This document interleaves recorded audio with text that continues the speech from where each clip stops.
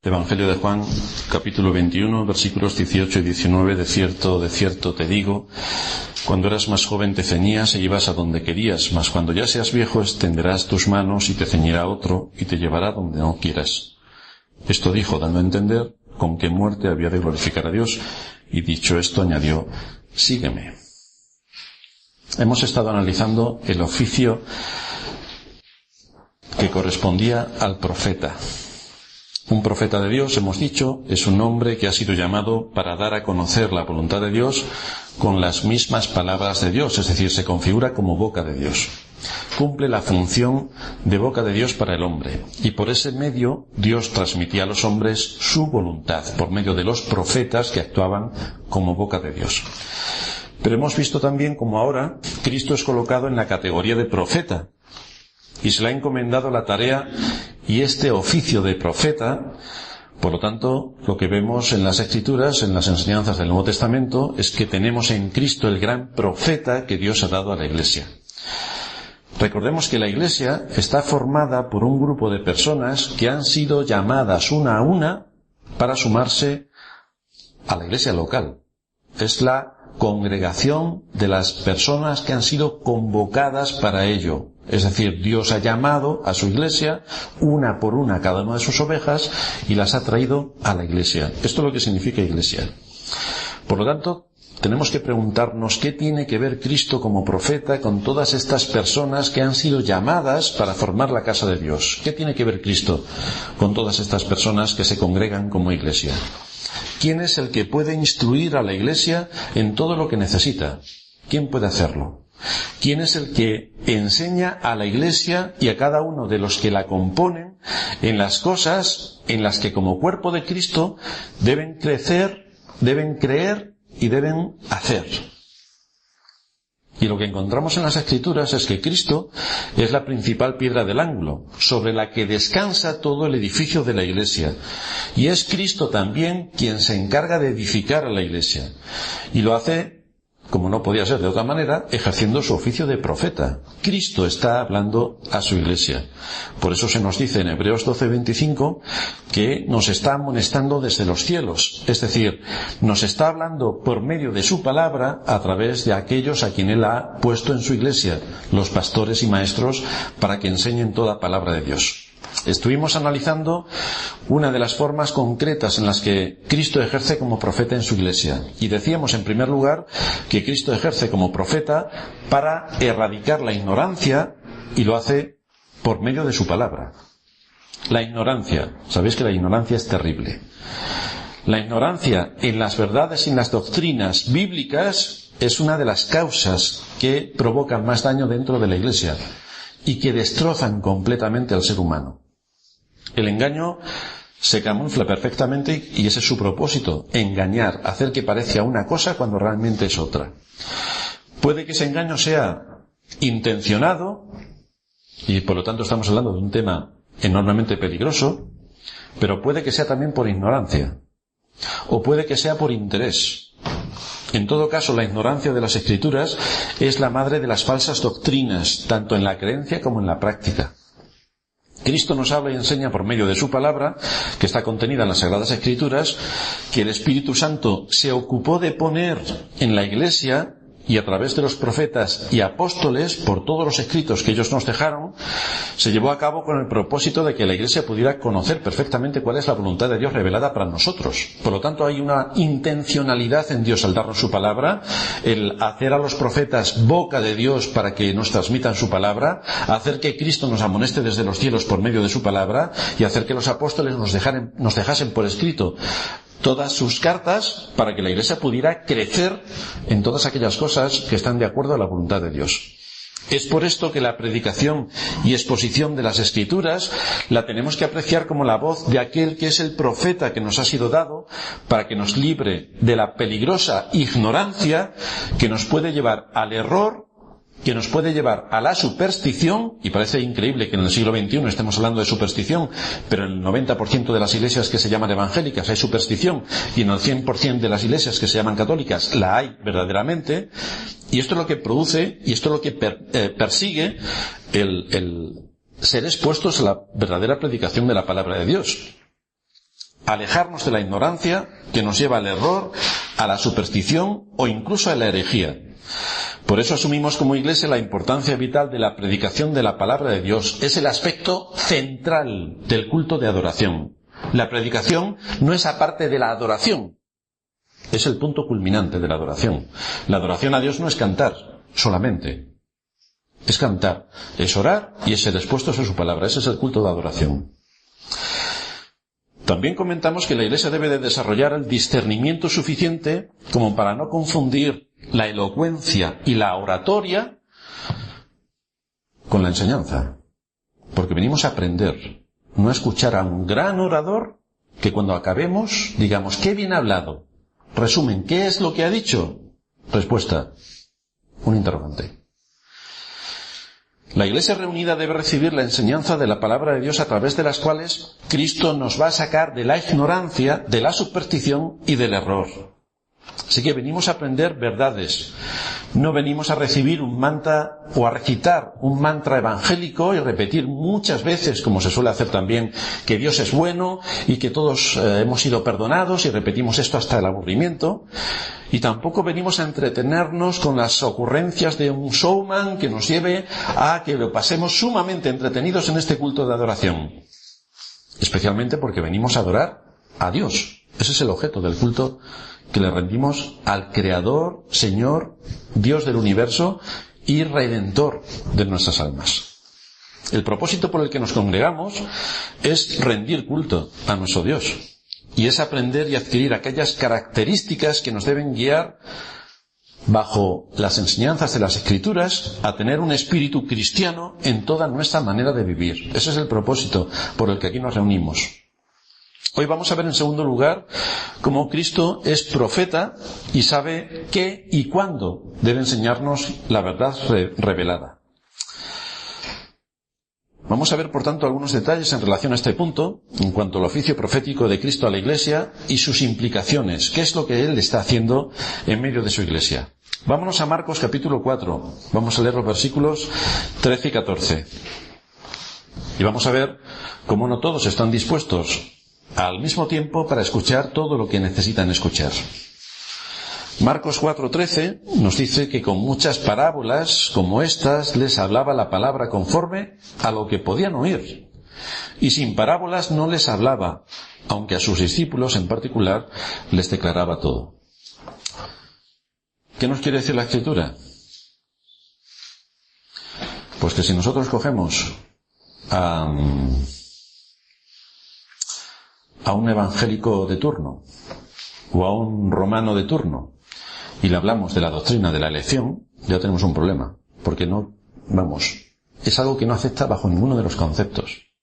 Por lo tanto, no vamos a ir enseñándole trigonometría a un bebé, cuando el bebé todavía tiene que aprender a sumar, a restar, a multiplicar, a dividir, tiene que saber los números, y tristemente la mayoría de las personas que nos encontramos en entornos evangélicos y católicos, hay algo que es un denominador común. Son enormemente ignorantes.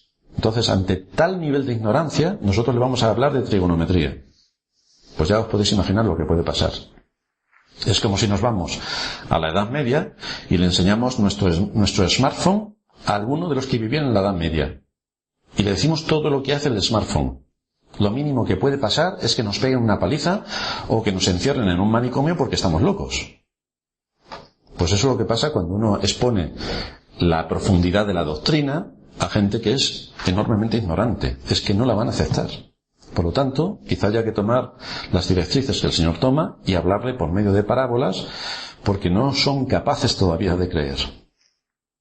En Juan 16:12 el Señor dice: aún tengo muchas cosas que deciros, le está diciendo esto a los discípulos, pero ahora no las podéis sobrellevar. Es decir, si os digo todo lo que va a ocurrir, os desbordo. Entonces no voy a gastar el tiempo. Por lo tanto, vemos que Cristo no solamente nos trae la verdad de Dios, sino que nos habla de acuerdo a lo que podamos oír. Nos lo va partiendo en trocitos para que podamos ir digiriendo todo lo que tiene que ver con las grandes enseñanzas. Pero esto es también lo que se hace en cualquier formación de un niño. Cuando el niño es pequeñito va a parvulitos. Crece un poquito más y se le enseñan los colores. Crece un poquito más, se le enseñan los números. Y así sucesivamente llegaremos a tener a Einstein haciendo grandes cosas. Pero no podemos enseñar lo que tenía Einstein en su cabeza a un bebé, porque eso no es coherente. Necesita su tiempo. Uno no siempre está preparado para oír todas las enseñanzas que Dios nos ha revelado en su palabra. Y por eso el Señor mismo le dijo a sus discípulos que había cosas que no las podían sobrellevar. Cristo conoce, por tanto, esta realidad debido a nuestra propia debilidad. Y necesitamos un proceso para poder ir entendiendo las verdades de las Escrituras y las implicaciones que esas verdades tienen en mi vida y en la Iglesia. Y si no somos sensibles a este tipo de situaciones que se dan en todos nosotros, causaremos más daño que beneficio cuando exijamos a otros que estén al mismo nivel que nosotros, cuando llevan años de distancia en retroceso respecto a lo que nosotros ya conocemos por la palabra de Dios y por la gracia de Dios. Las grandes doctrinas de la Biblia y sus repercusiones en la vida de los hombres requieren madurez. De la misma manera que a un bebé recién nacido no le vamos a dar un plato de lentejas porque lo vamos a destrozar, ni vamos a darle a un bebé de unos pocos meses la lista de la compra para que vaya al supermercado, porque evidentemente no lo va a poder hacer. Así también se requiere cierto grado de madurez para ir avanzando en las doctrinas y en sus implicaciones para la vida. Posiblemente muchos, cuando llegamos a la Iglesia, teníamos poca idea que abarcase más allá de que Dios es el Creador y el Redentor. Y ahí nos quedábamos. Pero conforme vamos introduciéndonos en las enseñanzas de las Escrituras, poquito a poquito vamos entendiendo más de las Escrituras y cómo van encajando las doctrinas, y luego cómo las doctrinas se encajan en mi vida, cómo las doctrinas se encajan en la vida de la Iglesia, cómo encajan en la sociedad, cómo encajan en la nación y cómo encajan en el mundo. Tenemos necesidad de Cristo para que en su sabiduría nos dirija a todas estas enseñanzas que combatan con firmeza nuestra ignorancia. Porque si nos dejamos llevar por el mundo que nos envuelve, acabaremos igual que el mundo que nos envuelve, es decir, ignorantes en grado superlativo. Pero nosotros venimos aquí a aprender de Dios. ¿Qué es lo que Dios tiene para el hombre? ¿Cómo Dios ha estructurado la sociedad humana? Para eso nos ha dado su ley y también nos ha dado su gracia. ¿Cómo se encajan todas estas doctrinas con el mundo en el que vivimos? Por otra parte, hay ciertas enseñanzas que tienen que ver no ya solo con el asunto doctrinal, sino con la educación. Parece increíble que tengamos que enseñar educación en la Iglesia, pero también es necesaria la educación. Hay personas que asisten a la Iglesia durante años y parece que han llegado por primera vez a la Iglesia. No se integran, no participan, no actúan. Creen que todos están allí para servirles a ellos. Entonces esto requiere también paciencia. Hay que ir integrando a las personas nuevas que vienen a la Iglesia y haciéndoles participar en todas las responsabilidades hasta donde se pueda que son necesarias para la Iglesia. Dice Mark Dever en su libro sobre las 9 marcas de una iglesia saludable: si tuviéramos que exponer todo lo que constituye la sana doctrina, tendremos que reproducir la Biblia entera, porque allí están todas las sanas doctrinas. Sin embargo, en la práctica, cada iglesia decide en qué cosas es necesario que se esté completamente de acuerdo, en qué cosas puede haber desacuerdo y en cuáles hay completa libertad.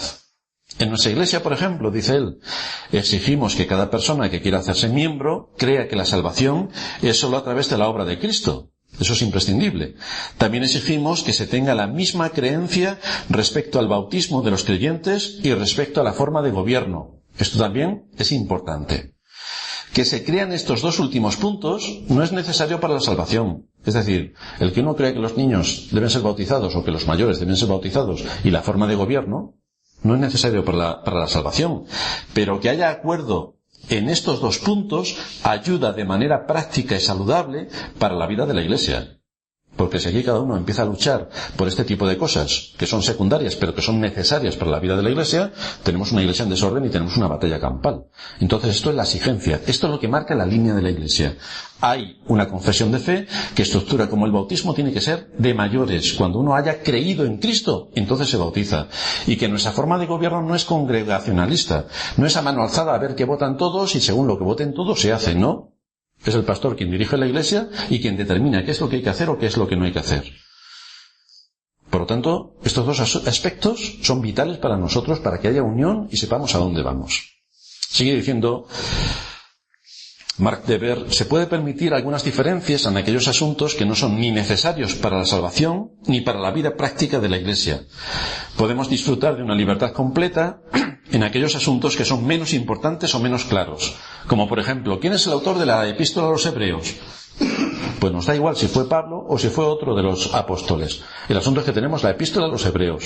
Entonces, si uno piensa que es Pablo y otro piensa que no es Pablo, en nada afecta ni a la vida de la Iglesia ni a las doctrinas. Ahora bien, sigue diciendo, la enseñanza de una doctrina sana implica un compromiso total con ciertas doctrinas que a menudo son ignoradas y que sin embargo son claramente bíblicas. Si queremos aprender la sana doctrina de la Biblia, debemos estar de acuerdo con algunas doctrinas que, aunque puedan ser difíciles o aún potencialmente causantes de división, son fundamentales para el entendimiento de la obra de Dios en el mundo. Por ejemplo, la doctrina bíblica de la elección es ignorada habitualmente por ser considerada demasiado compleja.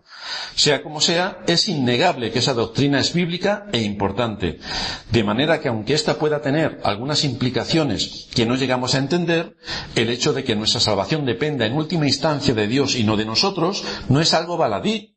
Sin embargo, también hay otras preguntas importantes que la Biblia contesta y que sin embargo han sido ignoradas. Por ejemplo, ¿el ser humano es bueno o malo? Porque dependiendo de lo que respondamos, estaremos en una posición o en otra.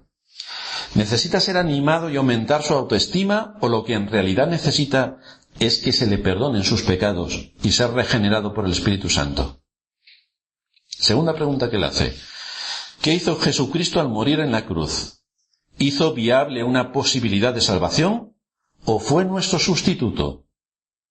Porque dependiendo de lo que respondamos, estamos hablando de cosas distintas. Si somos cristianos, en tercer lugar se pregunta, ¿podemos estar seguros de que Dios sigue preocupándose por nosotros?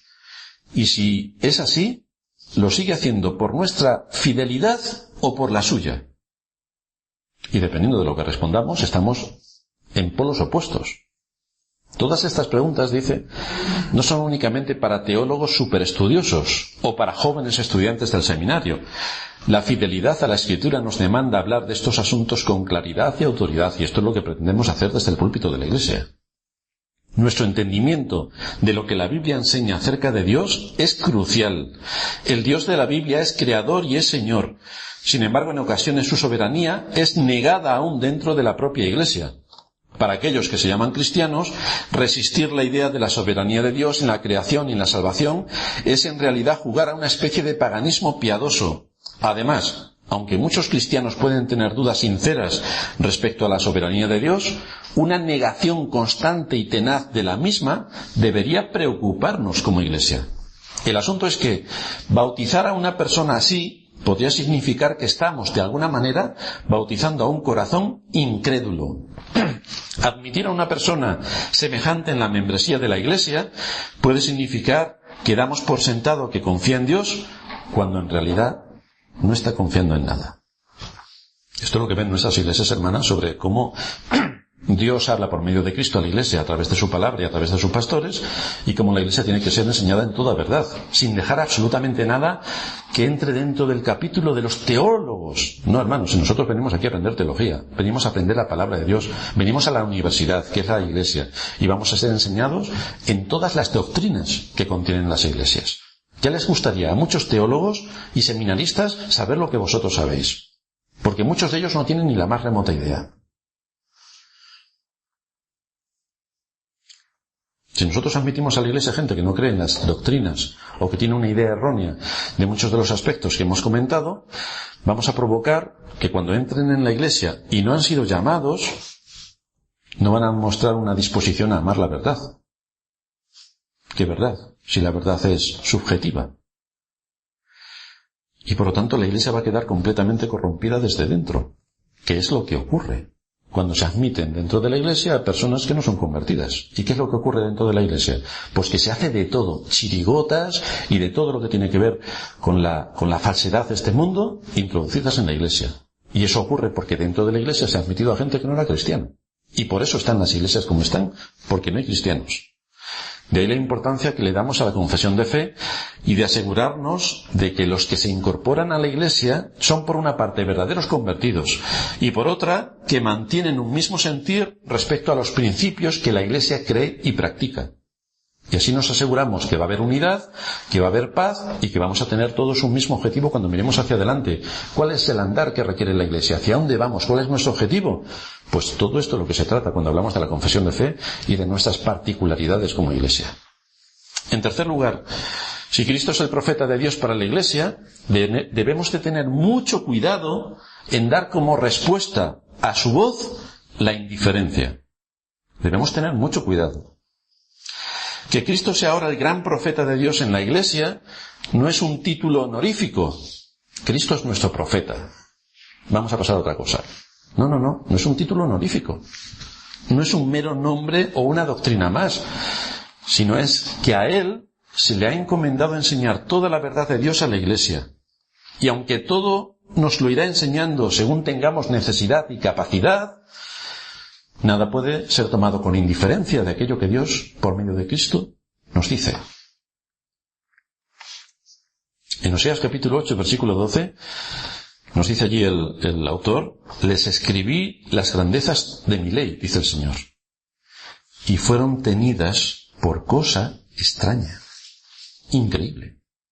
Fueron tenidas por cosa extraña. Que no nos encontramos hoy en la mayor parte de las iglesias. Ve a hablar a alguna de las iglesias de la ley de Dios. Y es exactamente esta misma respuesta. Son cosa extraña. Nosotros estamos bajo la gracia. La ley para nosotros no existe. Pero la ley es fundamental para llevar a los pecadores a Cristo, porque declara mi culpabilidad. Si yo soy culpable de algo, buscaré el perdón. Ahora, si no soy culpable de nada, ¿qué perdón voy a querer encontrar? Dios se quejaba de que su pueblo tratase con desdén su palabra. ¿Es posible que alguien que se llame cristiano desprecie la palabra de Dios? Pues evidentemente sí, a tenor de lo que vemos. En Jeremías 44:16 se nos dice: la palabra que nos has hablado en nombre de Jehová, no la oiremos de ti, no nos interesa, nos destroza bastante nuestra situación. Jeremías 44:16. Nos descabala bastante nuestra situación, nuestros propósitos, nuestros intereses. Si aplicamos la palabra de Dios, todo lo que tenemos se nos viene abajo. Jeremías 5:23. No obstante, este pueblo tiene corazón falso y rebelde. Se apartaron y se fueron. No quisieron escuchar. Montaron un corazón rebelde delante de Dios.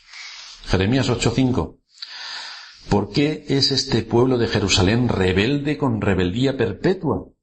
Abrazaron el engaño y no han querido volverse. Eso sí, el engaño les encajaba. ¿Y la palabra de Dios no? No. Tú predicas con fidelidad la palabra de Dios, vete fuera y empieza a predicar a todos aquellos que se llaman creyentes y verás cuál es la respuesta que obtienes. Ezequiel 2:5, el texto que leíamos antes en la introducción. ¿Acaso ellos escuchen? Pero si no escucharen, porque son una casa rebelde, siempre conocerán que hubo profeta entre ellos. Es decir, aunque no quieran escuchar el mensaje del Evangelio, lo tienen que recibir. Y así vemos como el denominador común de aquellos que siguen a Dios es en muchas ocasiones una negación del Dios en el que dicen creer. Es decir, creemos en el Dios creador y salvador, el Dios que nos ha dado su palabra, pero la palabra de Dios no la usamos. Nos vamos a las filosofías y huecas sutilezas que utiliza el mundo para defender las doctrinas. Pero la palabra de Dios no, porque tiene muchos años, es muy antigua y ya, ¿cómo iba a saber Pablo lo que pasaba en el siglo XXI? Que él no sabía nada de esto de hombres y mujeres. ¿Cómo vas a ver la escritura escrita, el Antiguo Testamento, que era para gente de, como mucho de la Edad Media, pero no para nosotros que usamos ya teléfonos inteligentes? Nuestro Señor dijo: id y haced discípulos por todas las naciones, bautizándolas en el nombre del Padre, del Hijo y del Espíritu Santo, y enseñándoles que guarden todas las cosas que os he mandado. Todas. Y las cosas que el Señor mandó fueron bastantes. Todas las cosas que Cristo nos enseña son importantes, y Cristo quiere que se enseñen en medio de su iglesia reunida en el día del Señor, que es el día que Él ha preparado para recibir su palabra. Y lo tenemos que hacer con el propósito de asumir y aplicar la palabra de Dios, porque es lo que necesitamos para nuestra vida. Desde luego, todas las doctrinas no son igual de importantes, pero sí que todas son útiles para enseñar, para redarguir, para corregir y para instruir en justicia. Todas nos van a ser útiles en un aspecto o en otro. Por eso la indiferencia a Cristo en su oficio de profeta es algo grave. Tener como cosa extraña lo que Cristo nos trae según su misericordia y para nuestra necesidad no puede ser tomado con indiferencia, porque es Cristo quien nos habla desde el cielo a nosotros. ¿No deberíamos poner un corazón atento a lo que Él tiene que decirnos? Venimos como discípulos suyos para ser enseñados por Él. Y es aquí y ahora una ocasión especial que Dios nos brinda su misericordia para ser enseñados por nuestro gran profeta, nuestro Señor Jesucristo. Tuvimos hace unos años a una persona entre nosotros que vino a estudiar a Madrid y coincidió cuando estábamos exponiendo una serie de mensajes que duraron varios años también sobre la carta a los romanos. Esta persona que nos visitaba supuestamente era creyente, pero no le apetecía mucho venir porque decía que la carta a los romanos ya la impartieron en su iglesia y que, en fin, él ya tenía esa asignatura como resuelta y por lo tanto no hacía falta que viniese a la iglesia. Lo cual demostraba cuál era exactamente la fotografía de su corazón. Si alguno piensa, lo que están predicando ya lo sé, eso ya lo he oído, ¿qué me van a enseñar a mí? Pues lo que está demostrando exactamente es un espíritu soberbio. Es bastante difícil que sobre un mismo texto dos iglesias prediquen lo mismo. Es bastante difícil. Pero aunque predicasen exactamente lo mismo, solo con que escuchemos el mismo mensaje con unos meses de diferencia, es otro mensaje nuevo para nosotros porque nuestra situación ha cambiado. El tono en el que se predica cambia y el contexto en el que estoy cambia. Por lo tanto, siempre va a tener algo nuevo que decirme. Así que nos resulta bastante sorprendente que haya gente que se acerque hacia la iglesia como si se tratase de la universidad donde me tienen que convalidar estas asignaturas. Y como aquí están predicando de Romanos y en mi iglesia ya han predicado de Romanos, estoy exento de venir al culto porque yo ya sé todo lo que se enseña en Romanos.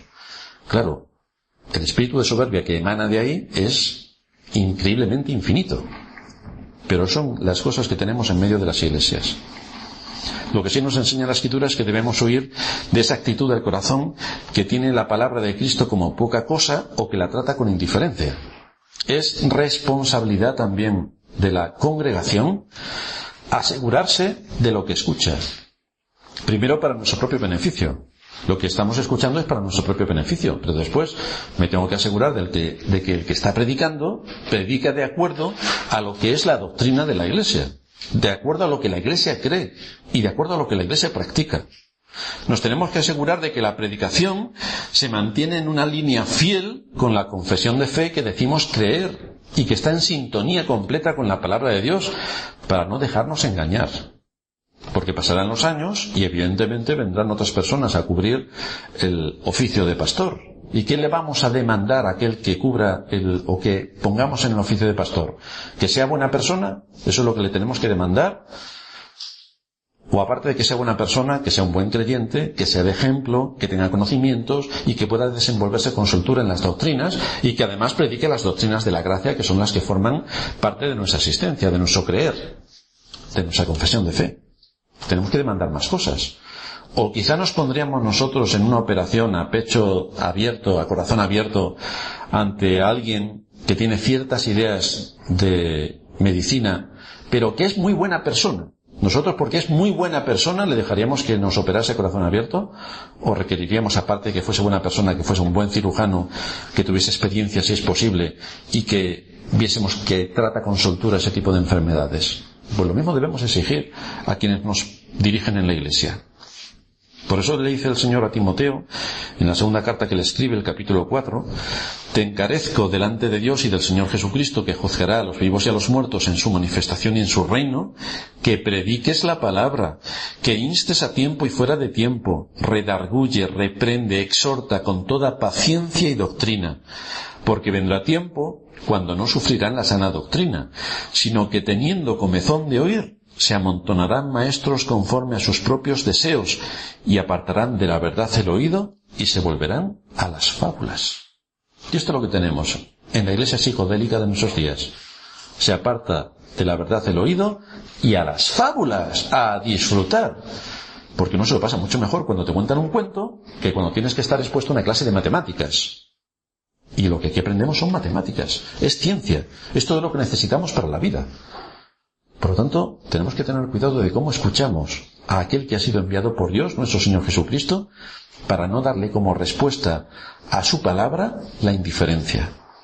Si Cristo viene a hablarnos y se tiene su palabra como algo extraño, ya sea por las modas sociales, por mi propio interés, por causa de mi pecado, no me podré extrañar si yo soy el que es un extraño para Cristo. No me podré extrañar.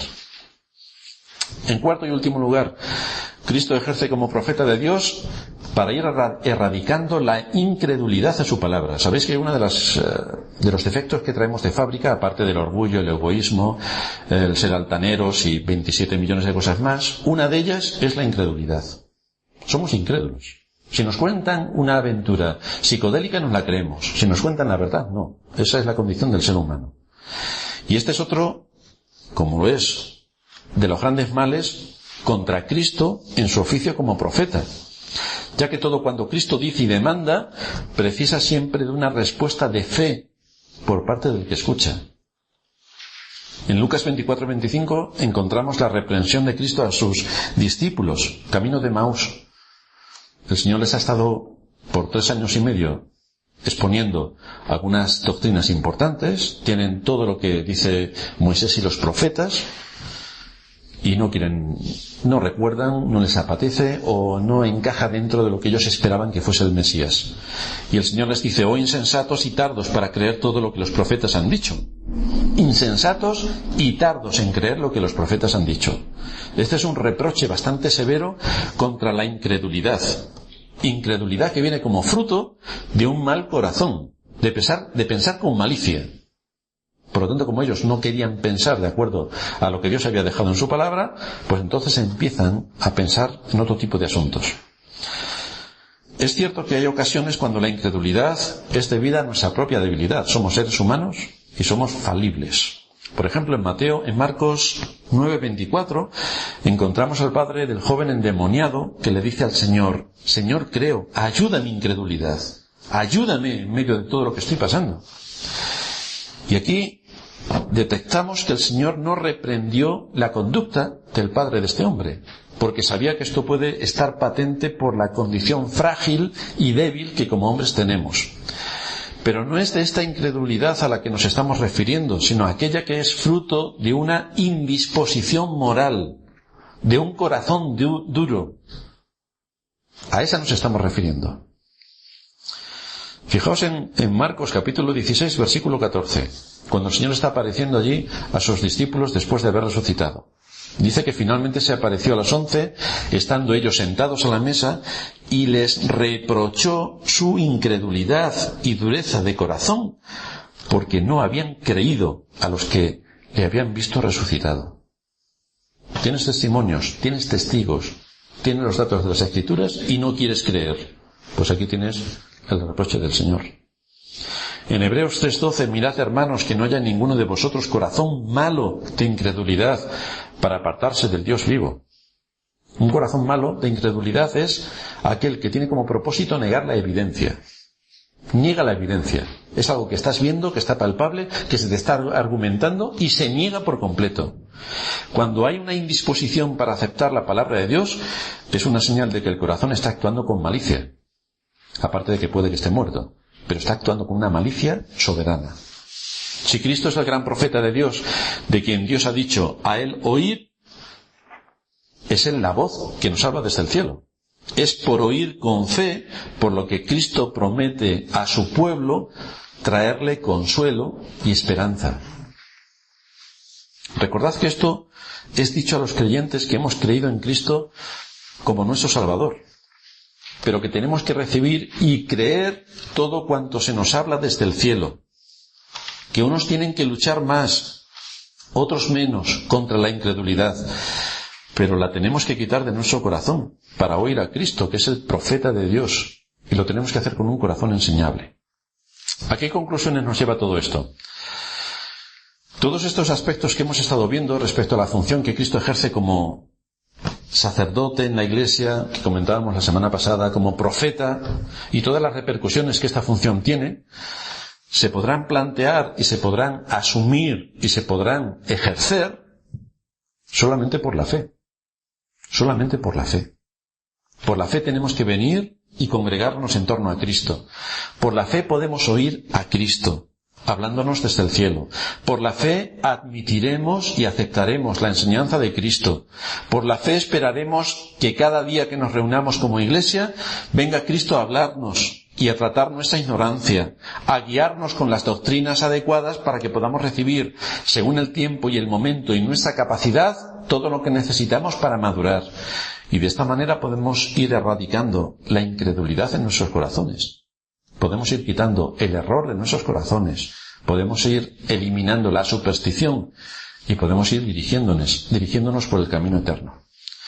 Así que solamente nos queda seguir orando a Dios para que tenga misericordia de nosotros y que podamos reunirnos con un corazón sincero juntamente con nuestros hermanos para la adoración pública, para hacer lo que hoy estamos haciendo, reunirnos en torno a Cristo, donde Él pueda seguir guiando nuestros pasos como el gran profeta de Dios que es. Es a Él a quien Dios ha designado para nosotros, para que nos enseñe, para que nos guíe, para que nos consuele, para que nos aliente.